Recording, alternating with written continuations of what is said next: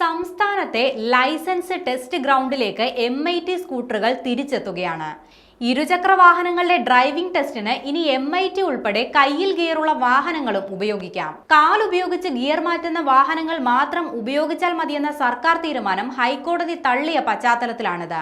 Driving ടെസ്റ്റിൽ automatic വാഹനങ്ങൾക്ക് ഏർപ്പെടുത്തിയ വിലക്കും നീക്കിയിട്ടുണ്ട്.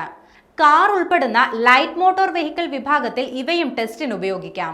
ലൈറ്റ് മോട്ടോർ വെഹിക്കിൾ ലൈസൻസിൽ 7 ടൺ ഭാരമുള്ള വാഹനങ്ങൾ വരെ ഓടിക്കാൻ കഴിയുമെന്നതിനാലാണ് ഗിയറുള്ള വാഹനങ്ങൾ തന്നെ ടെസ്റ്റിന് വേണമെന്ന് മോട്ടോർ വാഹന വകുപ്പ് ശഠിച്ചത്.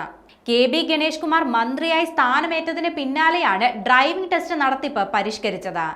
എന്നാൽ ഇങ്ങനെയൊരു വേർതിരിവ് നിയമപരമായി നിലനിൽക്കില്ലെന്ന് മോട്ടോർ വാഹന വകുപ്പിന് നിയമോപദേശം ലഭിച്ചിരുന്നു. ഡ്രൈവിംഗ് ടെസ്റ്റ് നിർവചിക്കുന്ന കേന്ദ്ര മോട്ടോർ വാഹന ചട്ടം 15-ൽ വാഹനത്തിന്റെ വേഗമനുസരിച്ച് ഗിയർ മാറ്റണമെന്ന് മാത്രമാണ് നിഷ്കർഷിച്ചിട്ടുള്ളത്. ഓട്ടോമോട്ടീവ് ഇൻഡസ്ട്രി സ്റ്റാൻഡേർഡ്സ് പ്രകാരമാണ് വാഹനങ്ങളുടെ ഗിയർ സംവിധാനം ക്രമീകരിക്കുന്നത്.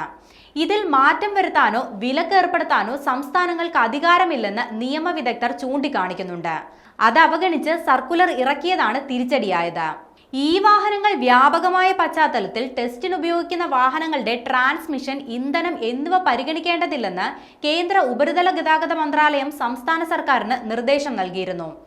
അപേക്ഷകർക്ക് സ്വന്തം വാഹനം ഉപയോഗിക്കാൻ കേന്ദ്ര ചട്ടം അനുമതി നൽകുമ്പോൾ GPS-ഉം നിരീക്ഷണ ക്യാമറയുമുള്ള വാഹനത്തിൽ ടെസ്റ്റ് നടത്താൻ നിർദ്ദേശിച്ചതും നിയമവിരുദ്ധമായി.